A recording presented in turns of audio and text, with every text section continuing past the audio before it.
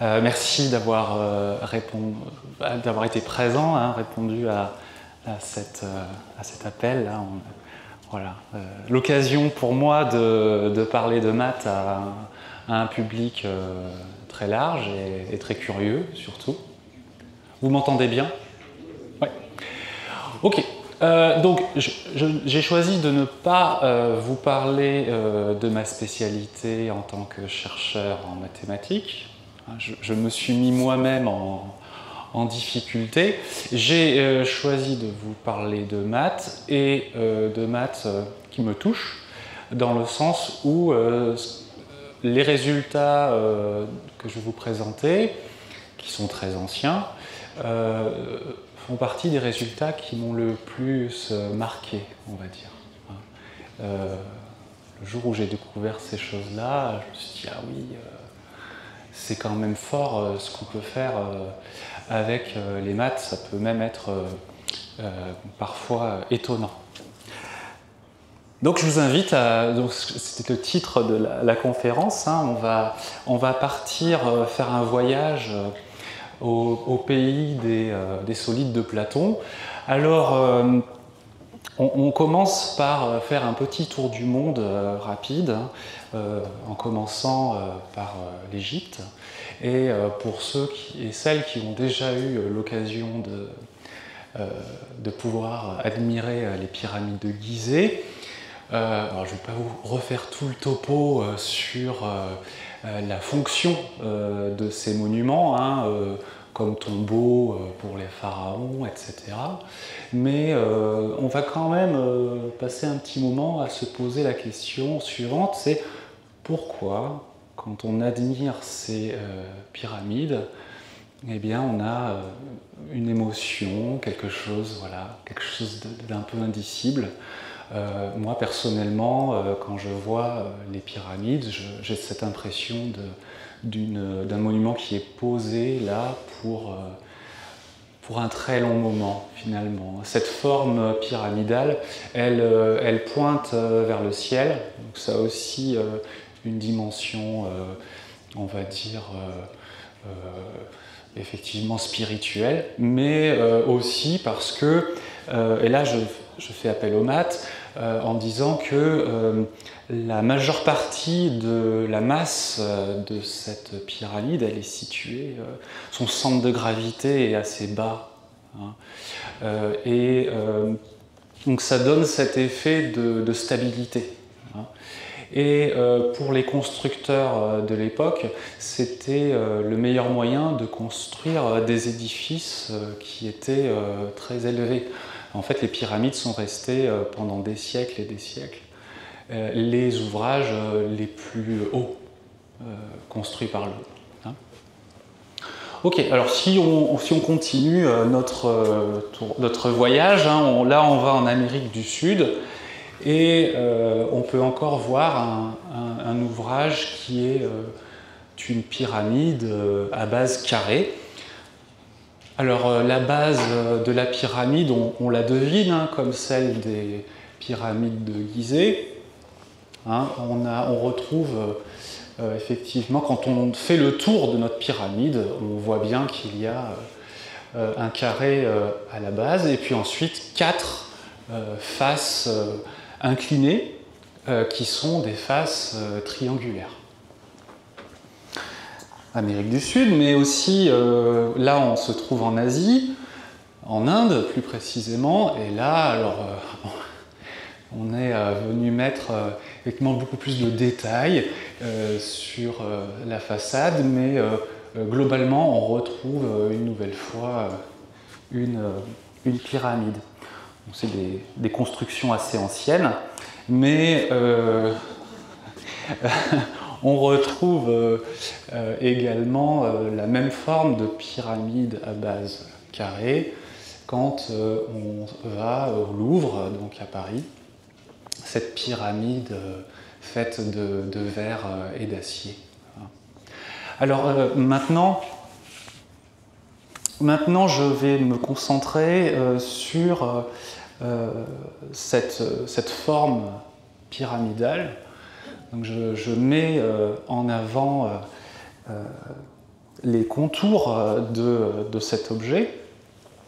Donc mathématiquement, on va retrouver toujours notre base carrée, les 4 arêtes, et puis on a aussi dans notre langage des mots comme arête, sommet. Voilà, on va penser à tout ça. Si notre pyramide à base carrée possède des arêtes de longueur toutes identiques, on va pouvoir assembler 2 pyramides à base carrée par leur base, justement, et former un objet qui ressemble à ça.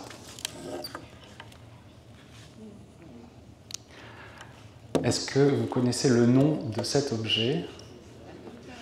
Un octe. Octe, c'est 8, hein, donc 8 faces. Oh, c'est marqué! Oh là là, c'est marqué sur la diapo! Ah, oui! Octogone, octopus, etc. Donc, octaèdre, effectivement, 8 côtés. Je me suis trahi moi-même. Cet objet fait partie de la famille des solides de Platon, justement. Alors, bon, maintenant, les solides de Platon qu'on connaît depuis des milliers d'années, hein, alors ils ont été étudiés par Platon, mais on les connaissait déjà avant, et puis ils ont continué à être étudiés par la suite. À l'époque de Platon, on associait à chaque solide un élément. Donc, je vous dis tout de suite, il y en a au moins 4. Il y a au moins 4 éléments. Donc, l'octaèdre, lui, il était associé à l'air. Il y a le feu, d'accord, mais lui, c'était l'air parce que dans les écrits de Platon, il disait que l'octaèdre, il est insaisissable, il a une forme douce, comme les particules d'air, en fin de compte. Voilà, donc on est dans une dimension tout autre. Hein. Là, c'est le philosophe qui parle et qui essaie de comprendre le monde qui l'entoure et trouver un sens à tout ça. Donc voici le plan maintenant de l'exposé. Alors j'imagine que ce sera peut-être compliqué de parler de tout ça. En tout cas, j'ai envie de répondre au moins aux 2 premières, voire même les 3 premières questions. D'abord, qui sont ces solides de Platon, hein, comment se caractérisent-ils?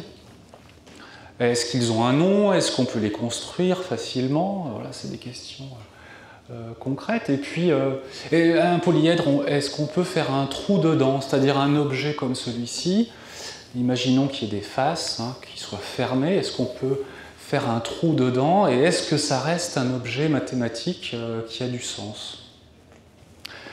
On peut aussi s'intéresser aux transformations de l'espace qui laissent le polyèdre inchangé, c'est-à-dire que si je viens faire une rotation selon un certain axe, je retrouve l'objet de départ.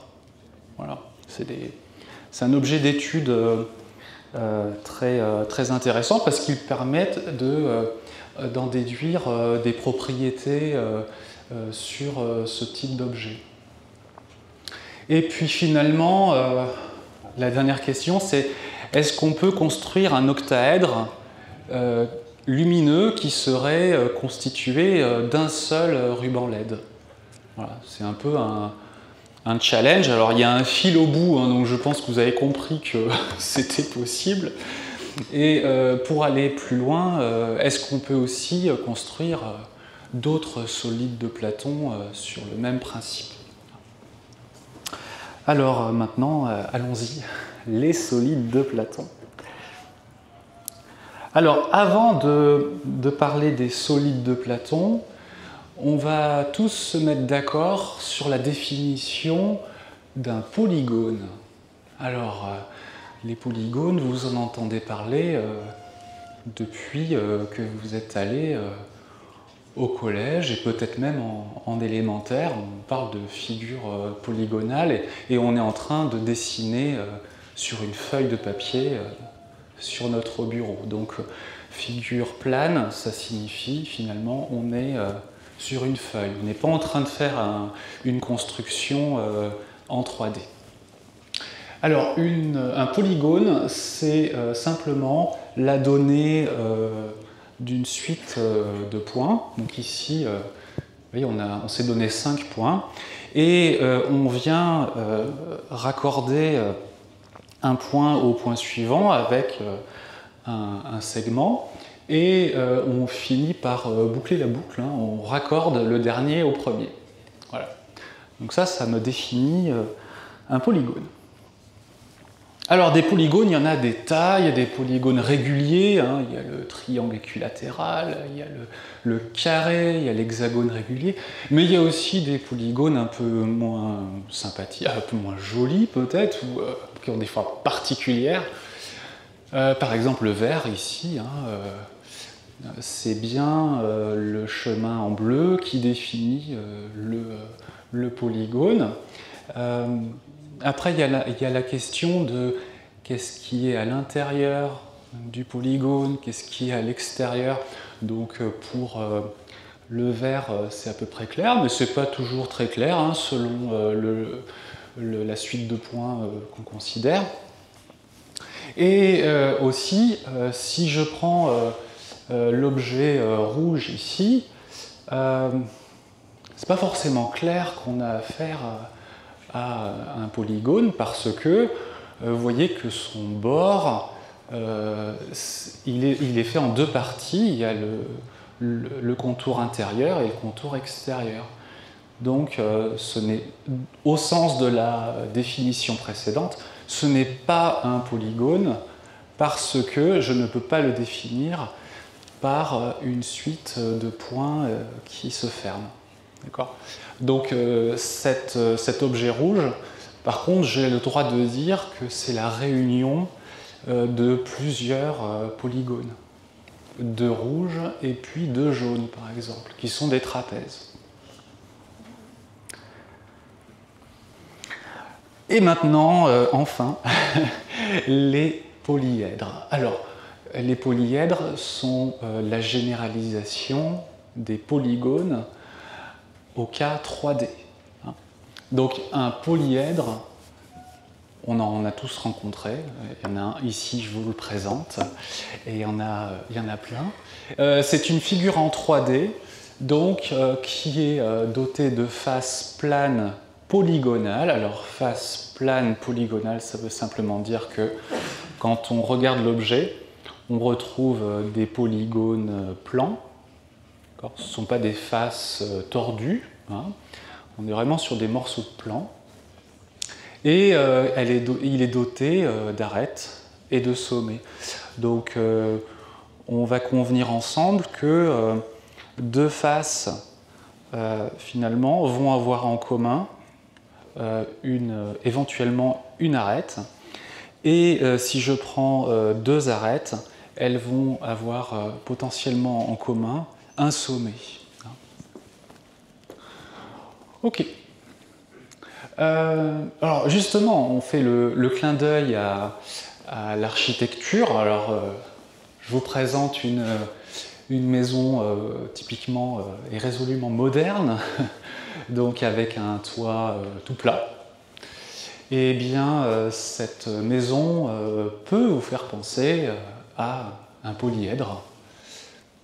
Par exemple, le voici, c'est le cube, qu'on appelle aussi hexaèdre. Donc lui, il va avoir 6 faces, comme les faces d'un dé. Si vous comptez bien, il y a également 12 arêtes. Donc il y en a 4 en haut, il y en a 4 en bas, et puis il y a les angles des murs, quoi. Donc ça fait 4 x 3, 12. Et puis bien sûr 8 sommets. Donc c'est l'un des polyèdres les plus simples, hein. Ça fait partie des polyèdres qu'on étudie quand on est à l'école, parce qu'on peut facilement calculer le volume d'un cube. Bon. Alors là, on est sur un objet un peu plus complexe, mais finalement, c'est quoi? C'est qu'on a rajouté un toit sur notre maison. Alors si je rajoute un toit, ça veut dire que je suis en train d'assembler un cube avec la pyramide du Louvre, avec une pyramide à base carrée.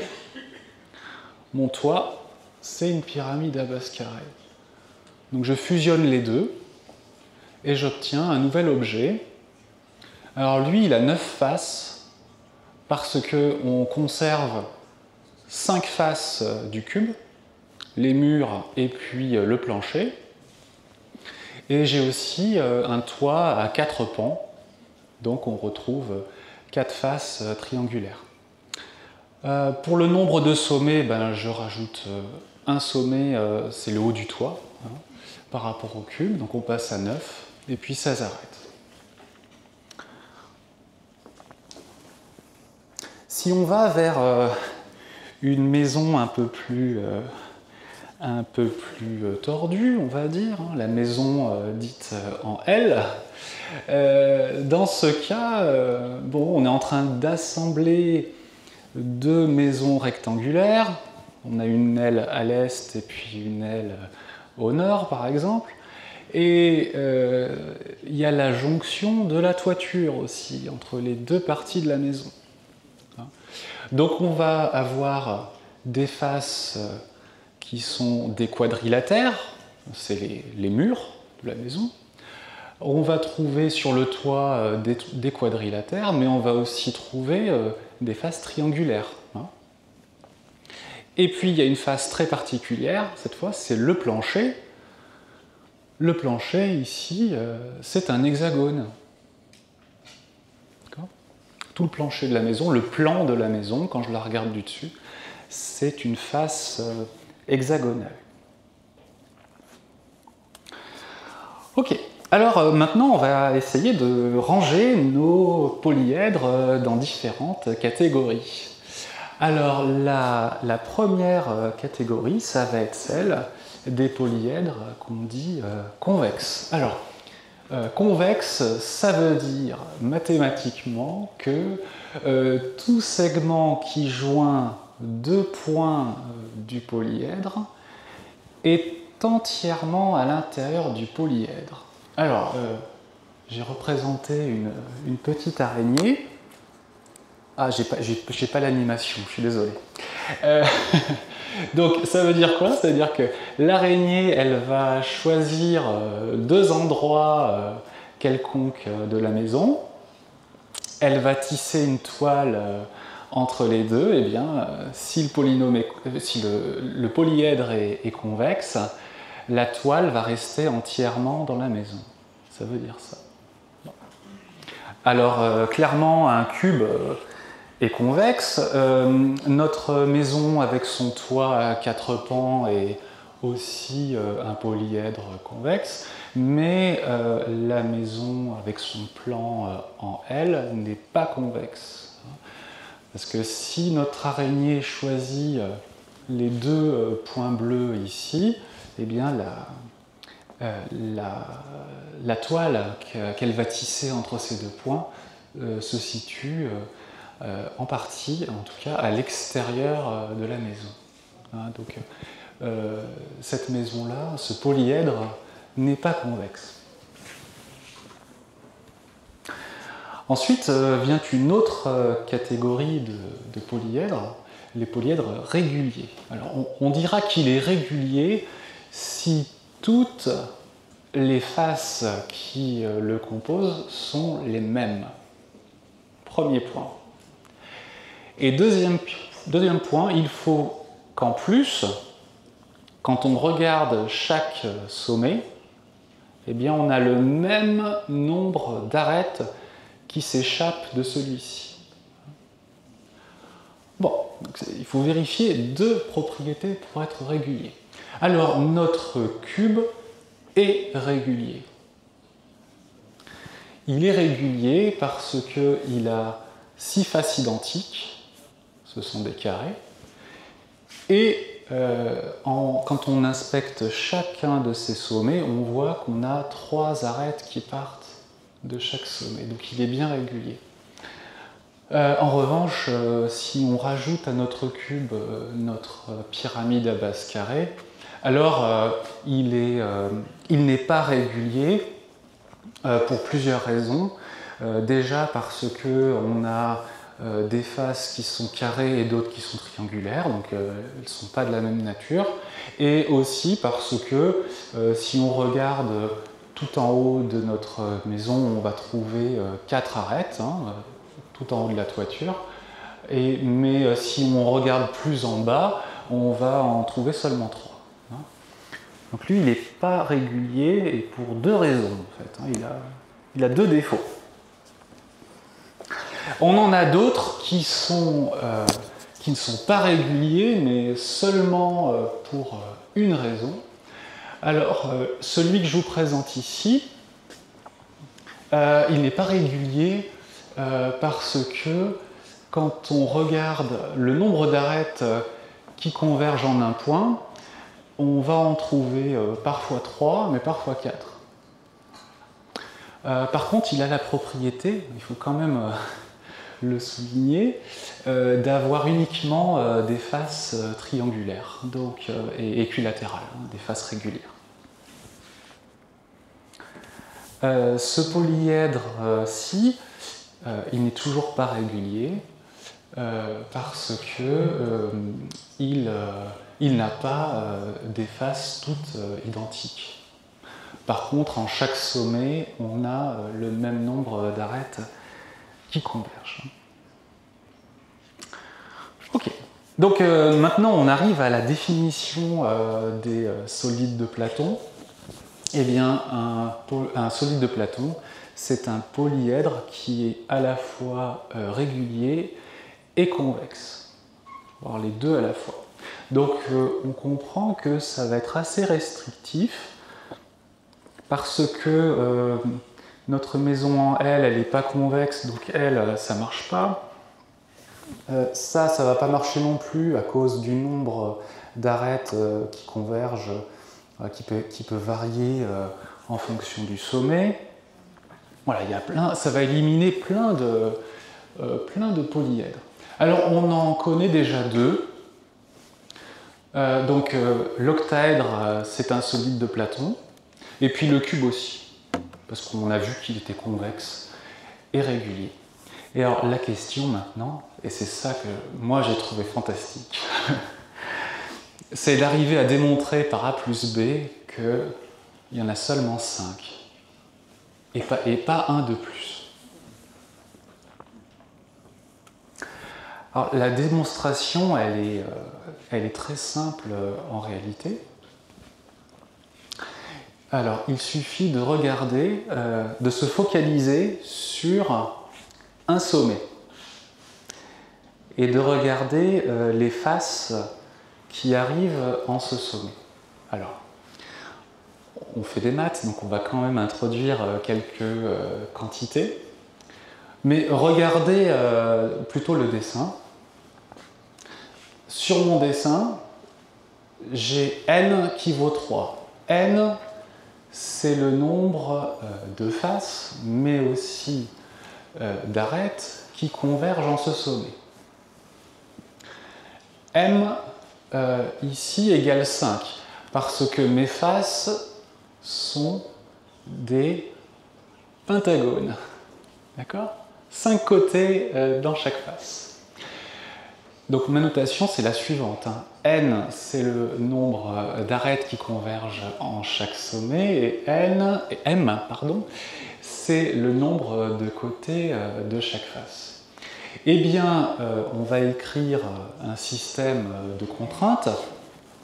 Alors, clairement, M est supérieur ou égal à 3. Alors, ça veut dire que chacune des faces possède au moins 3 côtés. Alors ça n'étonnera personne,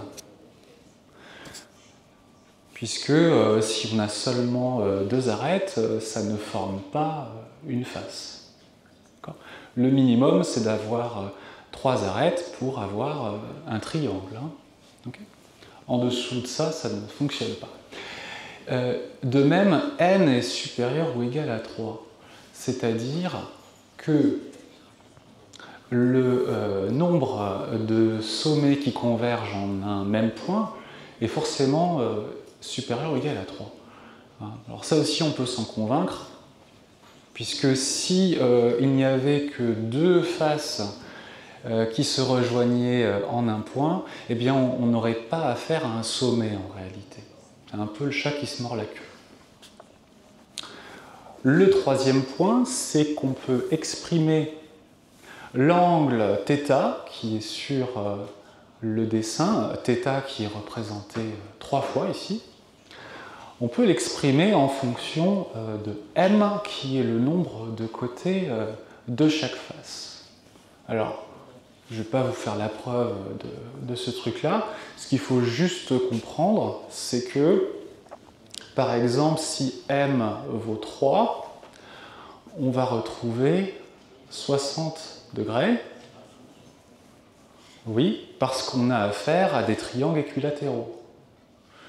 Et puis si m change, hein, si m est un peu plus grand, on va retrouver un angle qui augmente jusqu'à, vous voyez, si m est vraiment très grand, là je m'adresse aux étudiants en sciences, hein, si m tendait vers plus l'infini, on aurait un angle qui tend vers 180 degrés. Hein. Donc vous voyez que l'angle dépend du nombre de côtés de nos faces.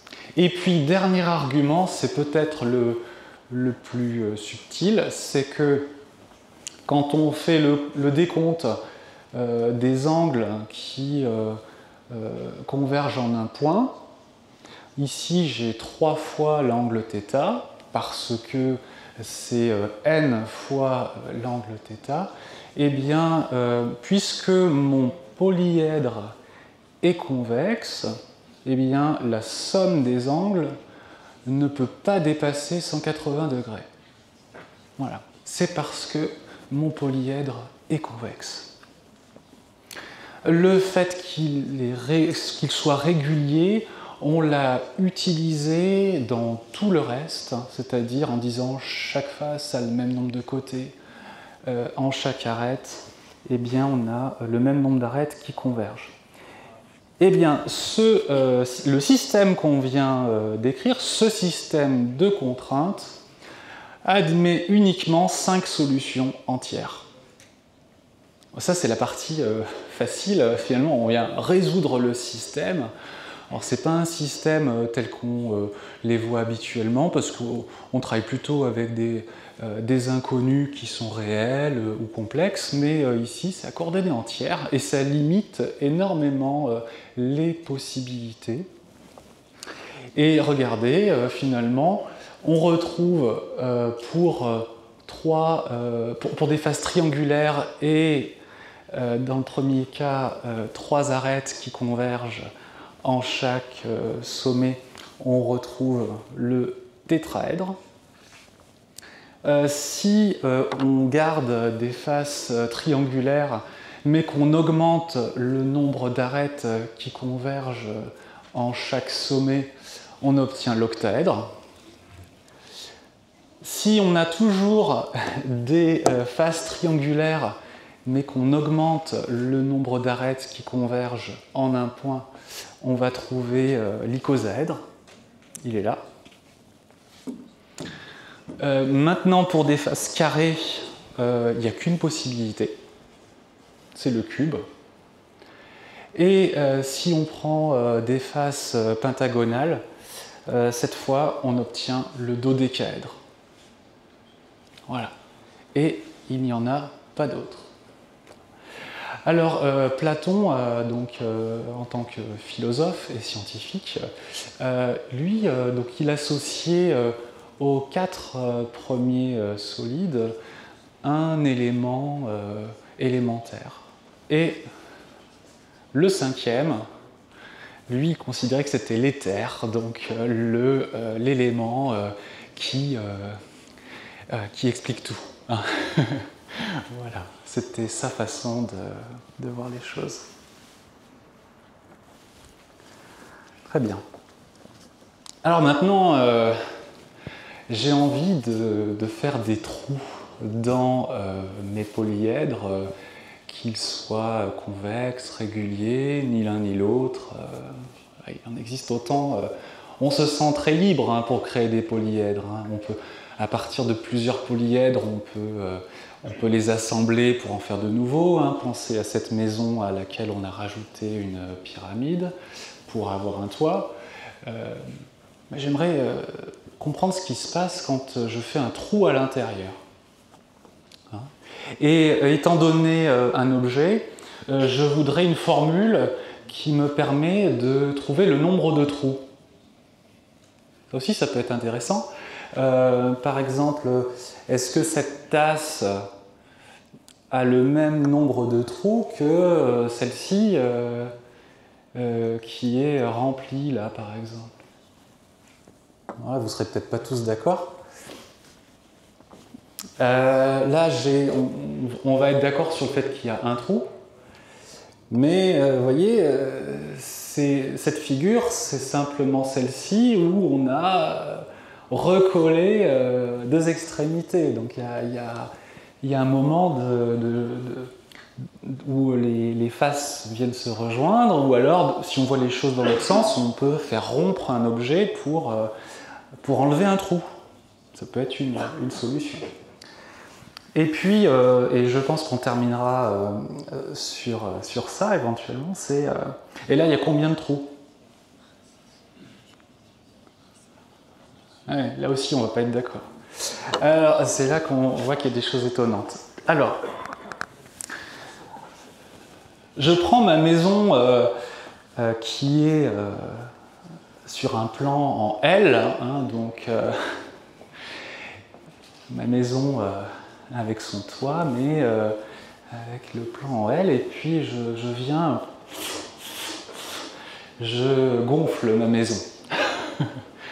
Elle va se mettre à gonfler comme un ballon, et vous voyez que ce sont les faces, les arêtes, les sommets qui se déplacent progressivement. Et on peut imaginer qu'à force de faire gonfler notre maison, on obtient un polyèdre nouveau, hein, qui a une forme beaucoup plus ronde. Et on peut même penser, hein, en tout cas à la fin de cette vidéo, c'est le cas, on a un polyèdre qui s'inscrit dans une sphère. Donc en fait, on est en train on peut déformer un polyèdre en le gonflant de façon à le rendre convexe. Enfin, en tout cas, ce polyèdre-là qui n'était pas convexe à l'origine. Et puis, un autre point, c'est que au cours de cette déformation, ni le nombre de faces, ni le nombre d'arêtes, ni le nombre de sommets ne changent. À aucun moment. Alors on peut faire gonfler une maison qui n'est pas ronde, mais on peut aussi vouloir construire un polyèdre qui ressemble hein, directement. C'est peut-être plus pratique pour construire un objet sphérique d'approcher la sphère mathématiquement. Alors ici, j'adore cette photo, hein, c'est situé à Montréal, et aujourd'hui c'est le musée de l'environnement à Montréal. Ça s'appelle la biosphère. À l'origine, je crois que c'était en 1969, c'était un pavillon pour l'exposition universelle à Montréal. Donc très très belle, très beau monument. Et en fait, je vais vous expliquer comment construire dans votre jardin une telle géode. Donc, vous partez, donc, en bas à gauche, vous partez d'un icosaèdre. Vous partez de cet objet-là, qui est inscrit dans une sphère, bien entendu. Et puis, vous vous intéressez pour chaque face, vous répétez le même principe. Donc, on a une face qui est triangulaire, et puis on va venir découper chaque arête en 2, en 3, en 4, comme vous voulez. Donc, par exemple, je coupe en 2, et puis je crée des nouvelles arêtes. Donc, je coupe en 2 ici, là et là, et puis je joins ces nouveaux sommets en créant 3 nouvelles arêtes. Et ensuite, on fait gonfler, d'accord ? On fait gonfler, ce qui fait que ces nouvelles arêtes et ces nouveaux sommets, ils vont se déplacer un petit peu pour s'inscrire de nouveau dans une sphère. Et plus vous allez découper vos arêtes, plus vous allez avoir de sommets et plus vous allez vous approcher de la sphère. Alors, il me semble que pour la biosphère, on est sur un découpage en 16 morceaux de chaque arête. Donc ça donne un objet qui, à l'œil nu, clairement ressemble à une sphère. Alors tout en bas, là, vous avez des exemples avec un découpage par 2, par 3, par 4.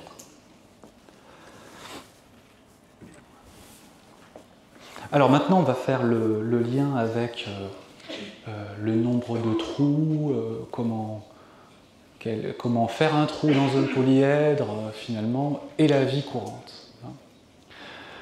Alors finalement, quand on a un objet qui n'a pas de trou, comme la maison en L par exemple, ça veut dire qu'on peut la gonfler jusqu'à obtenir un objet qui ressemble à une sphère. Donc globalement, un objet sans trou, c'est un objet qui ressemble à un ballon de basket. Par contre, un objet qui possède un trou, eh bien lui, on peut le déformer aussi, mais globalement, on va rester sur un objet qui est foncièrement différent d'un ballon de basket. C'est plutôt un objet qu'on va associer à une bouée ou à un donut. Moi j'aime bien les donuts, donc je n'ai pas résisté. Il y a un trou au milieu. Donc on a maintenant une nouvelle catégorie de polyèdres. Il y a ceux qui vont être plutôt associés à la sphère parce qu'ils n'ont pas de trou, et puis d'autres qui ont un trou, on va l'associer au donut. Et puis on peut même faire plusieurs trous dans un objet, c'est possible.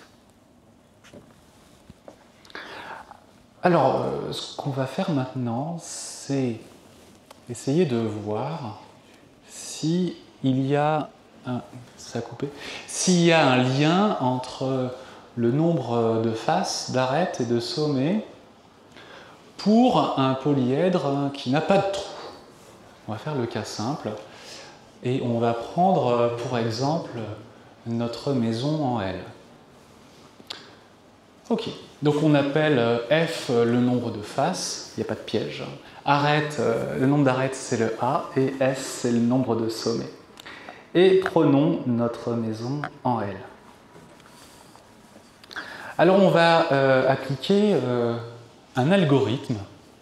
Tout le monde sait ce qu'est un algorithme, c'est une recette de cuisine, c'est une méthode. Alors la première étape de notre algorithme, ça va être de trianguler notre objet. En fait, on va remplacer les faces qui ne sont pas triangulaires par plusieurs faces triangulaires. Ça va être plus simple pour le reste de la démonstration. Alors, par exemple, quand on prend un des murs de la maison, le mur qui est vers nous là, donc lui, c'est pas une face triangulaire. Donc je vais le couper selon l'une de ces diagonales et j'obtiens maintenant deux faces triangulaires. C'est pas mal et on peut appliquer ce principe aux autres faces qui sont des quadrilatères. On peut aussi traiter de la même façon la face hexagonale qui est au niveau du plancher. On peut aussi découper en 3 coups de ciseaux et obtenir et obtenir donc des triangles à la place de notre plancher hexagonal. Alors, juste en dessous de chaque figure, je note le nombre de faces, d'arêtes et de sommets. Alors, vous avez peut-être déjà vérifié qu'on a bien 13 faces ici. Alors, il y a des faces qui sont cachées, donc il faut imaginer un peu les choses. 26 arêtes et 15 sommets. Quand je découpe ma face quadrilatère, donc en deux triangles, je fais apparaître une face supplémentaire, puisque je troque la face qui a 4 côtés contre 2 faces triangulaires. Donc le nombre de faces augmente de 1. Okay, je passe de 13 à 14. Quand je fais cette opération, je modifie aussi le nombre d'arêtes, puisque en considérant la diagonale de notre face, on est bien en train de rajouter une arête. Donc je passe de 26 à 27 arêtes. Par contre, je n'ai pas créé de sommet. Le nombre de sommets reste le même. Et on applique ce procédé jusqu'à avoir remplacé toutes les faces qui ne sont pas déjà triangulaires par des faces triangulaires. Donc vous voyez qu'ici, 3 petits points, hein, on répète ce procédé, mais à chaque fois qu'on rajoute une face, ça s'est produit en rajoutant une arête. Donc finalement, les entiers F et A, eh bien, ils augmentent d'autant de fois qu'on a dû procéder à un découpage. Donc, ça y est, maintenant, on a uniquement des faces triangulaires. Et puis, maintenant, on va retirer les faces une à une jusqu'à faire disparaître notre polyèdre. Alors, il faut commencer par enlever la première face. Donc, j'en choisis une au hasard. Ça n'a aucune importance parce qu'elles sont toutes triangulaires. Donc je vais enlever par exemple la face qui est en rose ici. Et bien quand je la retire, je perds une face. Donc je passe de 26 à 25. Mais quand je la retire, eh bien je n'enlève pas d'arêtes. Les arêtes, elles sont toujours là. Il y a un trou, mais les arêtes sont toujours présentes. Et puis, on n'a pas enlevé de sommet non plus. Hein, donc, quand on retire la première face, on ne change pas le nombre de sommets ni d'arêtes, mais on perd simplement une face. Une fois qu'on a enlevé cette première face, eh bien, on va continuer à retirer des faces. Et il y a 2 cas de figure.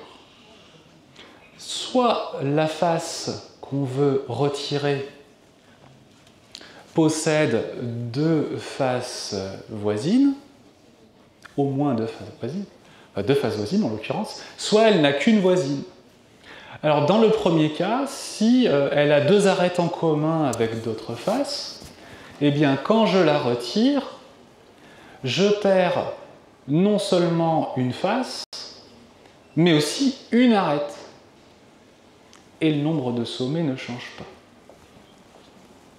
Alors je peux réitérer ce processus. Hein. J'enlève des faces qui possèdent 2 arêtes en commun avec d'autres faces, mais je vais aussi tomber sur des faces qui n'ont qu'une arête en commun avec d'autres faces. Donc là aussi, il faut que je sache un peu les conséquences de la suppression d'une telle face. Si j'enlève ici la face triangulaire rose, je perds une face, mais je vais perdre aussi 2 arêtes, et je perds aussi un sommet. Voilà. Donc effectivement, dans les 2 cas, on n'a pas du tout les mêmes conséquences. Et je peux itérer ces suppressions jusqu'à n'avoir plus qu'une face. J'espère que vous en êtes convaincus. Et cette face-là, elle est triangulaire. Elle possède 3 arêtes, 3 sommets, et donc une face.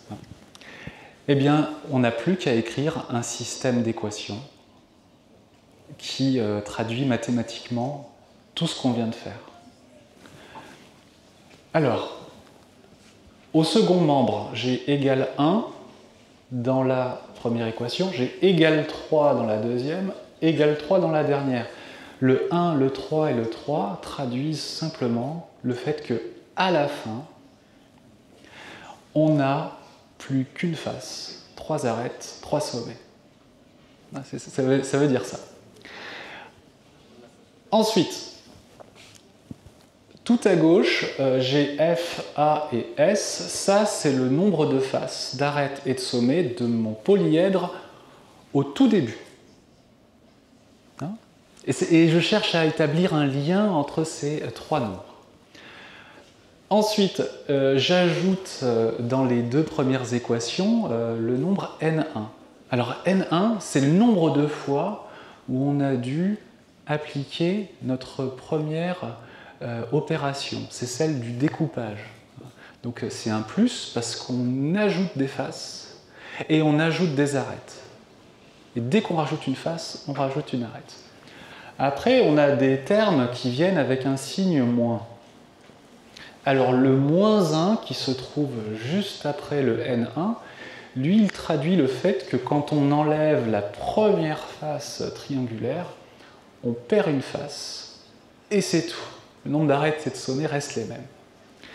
Et puis vous comprenez bien ce qui se passe, moins N3 que ce soit pour les faces ou les arêtes, parce que si une face triangulaire possède 2 arêtes en commun avec d'autres faces, eh bien, vous allez perdre une face, mais aussi une arête.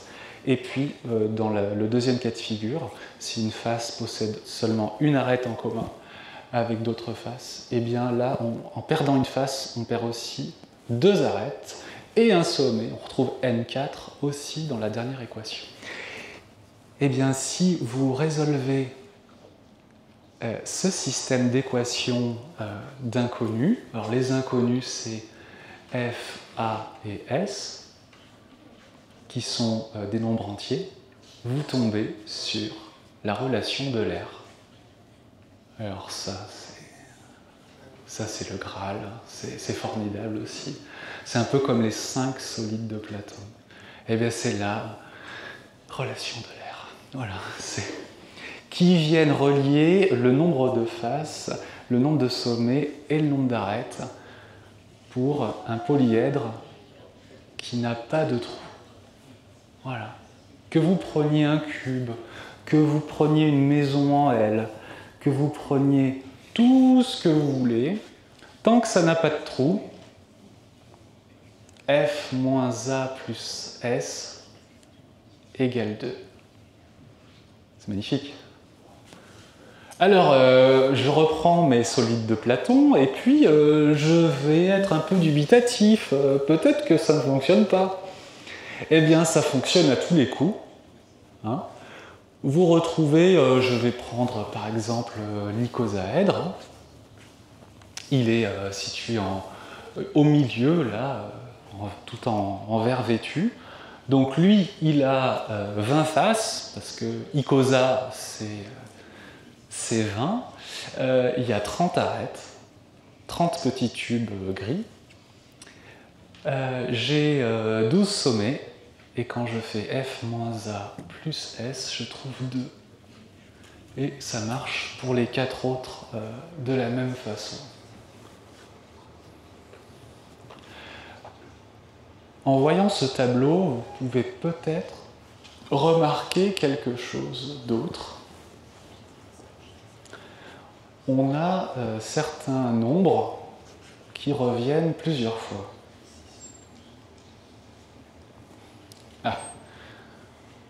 Le 4, lui, il est que dans il est que associé au tétraèdre. Hein. Le 4, on le retrouve que là. Par contre, le Le 8, par exemple,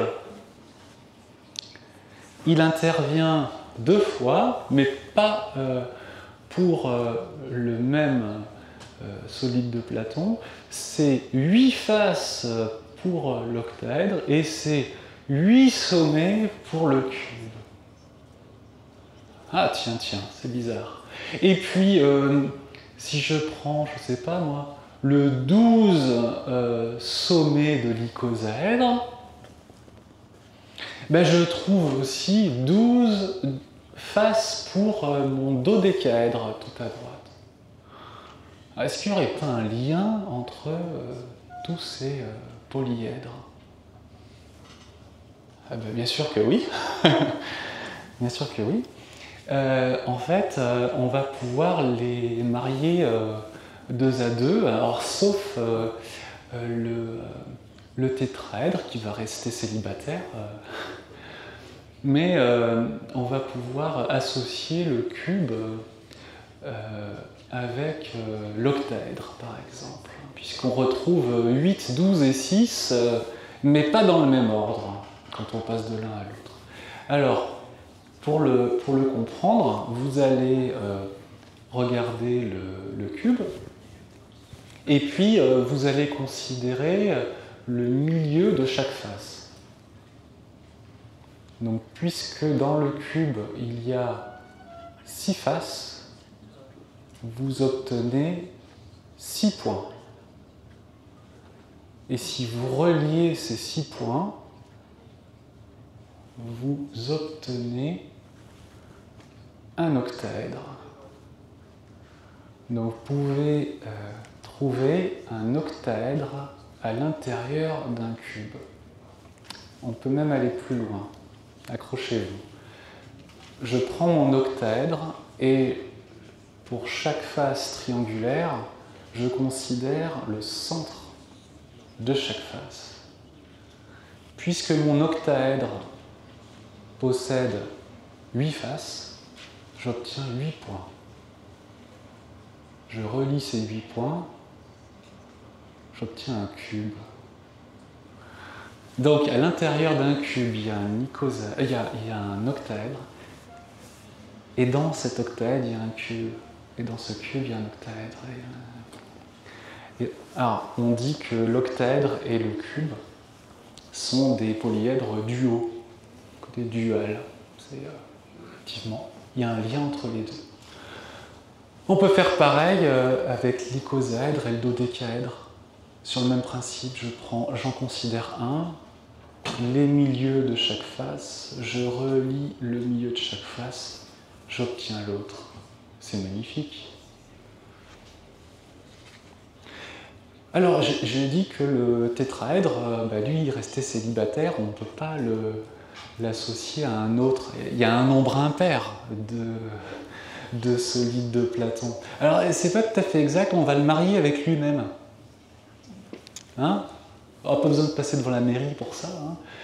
Vous prenez le solide tout à gauche, hein, notre tétraèdre, et vous faites le même principe. Hein. Prenez le milieu de chaque face, puisqu'il y a 4 faces, vous obtenez 4 sommets, vous reliez ces sommets, vous obtenez de nouveau un tétraèdre. Donc dans un tétraèdre, il y a un tétraèdre, et à l'intérieur, il y a un tétraèdre. Ok, alors, on continue avec nos polyèdres, et cette fois, au lieu de le faire gonfler, je vais l'étirer, le déformer, mais sans jamais créer de face, de sommet et d'arête. Donc les nombres F, A, S restent toujours les mêmes. Vous êtes d'accord? Du début jusqu'à presque la fin, j'ai toujours le même nombre de faces, d'arêtes et de sommets. Là, ça va encore, ça ne change rien, toujours rien. Et là, paf, on recolle. Et on obtient un trou. Donc lui, peut-être qu'il ne va pas vérifier la relation de l'air.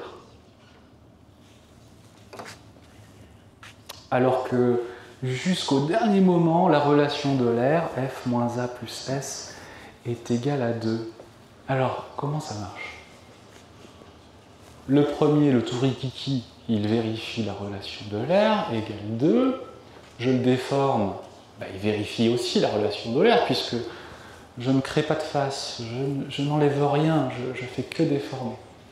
Mais celui qu'on obtient à la fin, lui, il vérifie une autre relation de l'air. C'est face moins arête plus sommet égale 0. Alors, pour le comprendre, il faut voir ce qui se joue au moment du recollement. Quand les deux faces qui sont en vis-à-vis viennent se recoller, qu'est-ce qui se passe? Les deux faces qui se font face fusionnent. Et en fait, elles disparaissent. Elles n'existent plus, on n'a plus besoin d'elles. Donc on perd deux faces, en réalité. Dans cet exemple, on a des doublons qui apparaissent, parce que on a 4 arêtes et 4 arêtes d'un côté. Quand on vient recoller, il y a 4 arêtes qui disparaissent. On n'a plus besoin de garder les 8. Et pour les sommets, c'est exactement la même chose. Donc, globalement, on perd 2 faces, on perd 4 arêtes et on perd aussi 4 sommets.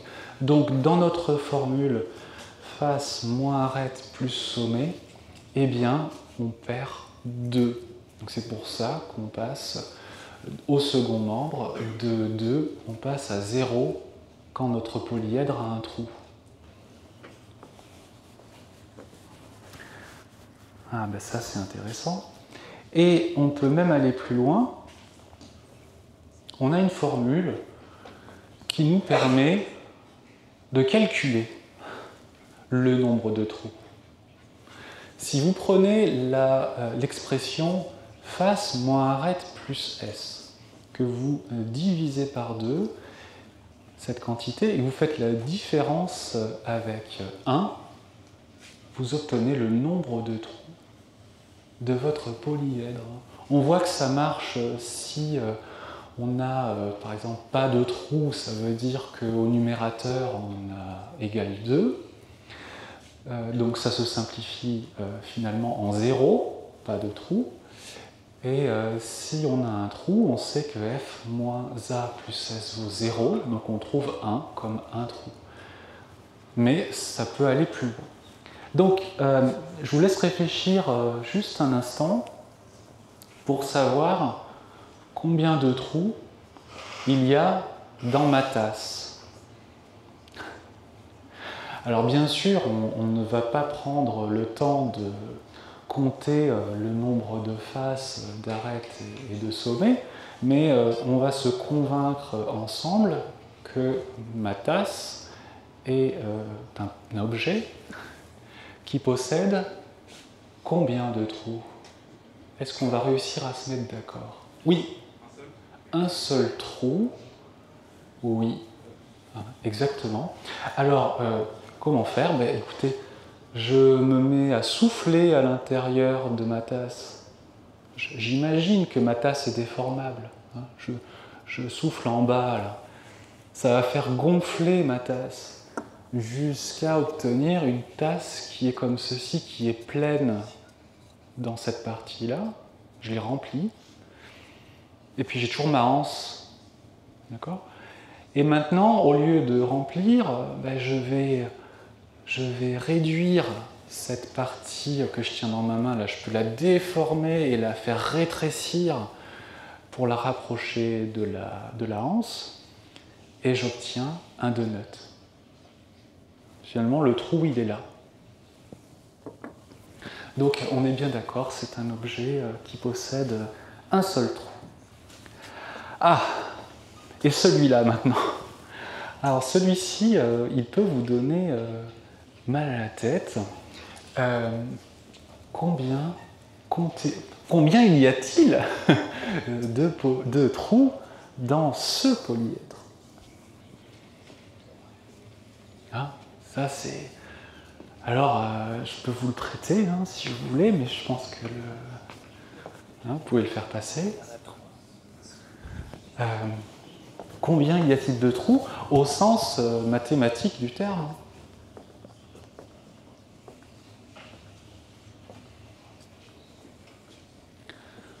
Alors certains verront un trou dans chaque face. Moi, j'étais convaincu de ça avant d'appliquer la formule 1 moins f moins a plus s sur 2. J'étais persuadé qu'il y avait 6 trous dans cet objet. Il y en a combien? 3. Alors c'est... Je sais pas. Il n'y a que 3 trous. Vous dites qu'il n'y a que 3 trous parce que... Pour quelle raison? Hein, si on prend notre perceuse, on prend un cube et on fait 3 trous. Ça se tient, ça se défend. C'est-à-dire c'est 3 trous au sens usinage du terme. Hey, alors est-ce que c'est 3 ou est-ce que c'est 6? 4. Il y a 4 trous. Alors on ne les voit pas sur la figure, hein. Bien sûr, on ne les voit pas. Alors ce n'est pas 3, ce n'est pas 4, ce n'est pas 6. Ah! Vous voyez hein, les maths comme quoi... Alors, on va appliquer la formule qui donne le nombre de trous. Ah! Alors je commence par compter le nombre de faces. Alors on va faire le compte ensemble. Alors, sur chacune des faces du grand cube, vous avez bien 4 trapèzes. Donc ça fait 6 fois 4, 24 faces qui sont des trapèzes. Se rajoutent également des... Oh, il y a une erreur, c'est carré, 24 carrés. Attention. Donc sur chaque face du cube, on a des fenêtres à l'intérieur, on peut rentrer dans le cube. Hein. Et si on peut rentrer, c'est parce que quand je regarde dans cette fenêtre, hein, j'ai 4 faces qui me permettent de pénétrer à l'intérieur. Donc je récupère 24 faces qui sont des carrés. Hein, il y a une erreur. Donc pour l'objet que vous voyez là, on a 48 faces. Si on compte le nombre d'arêtes maintenant, donc les petites arêtes qui relient les sommets noirs, on a d'abord des arêtes qui sont dessinées sur les faces du grand cube.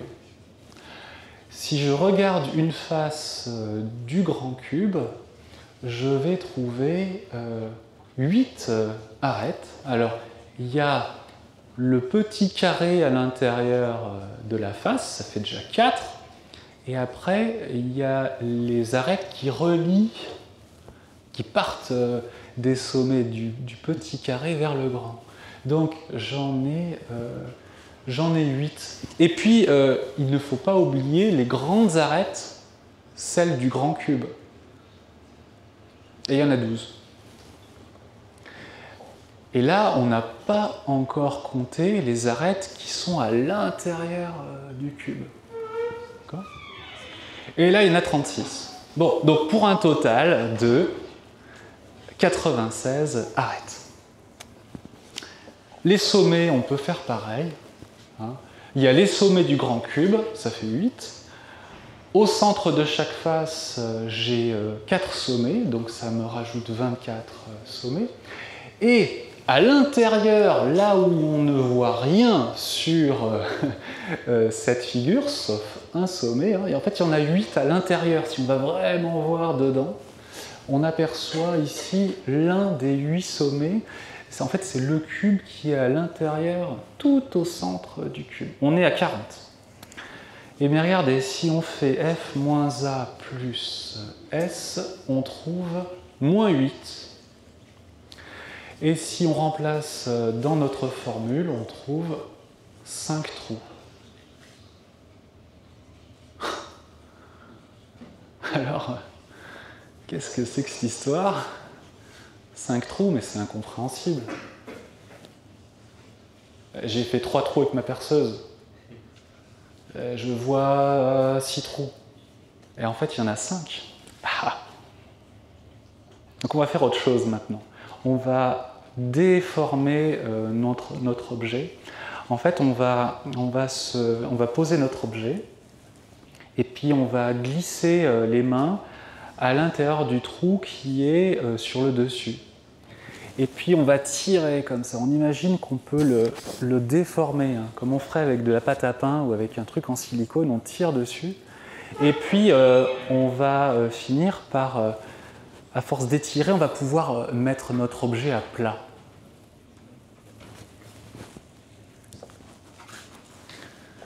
Eh bien, on obtient une fougasse. 5 trous. 5 trous, c'est une fougasse, c'est pas autre chose. Alors regardez, on tire dessus, on est en train de... On tire comme ça, et puis on cherche à mettre complètement à plat. D'accord ? Alors, il y a un code couleur, hein,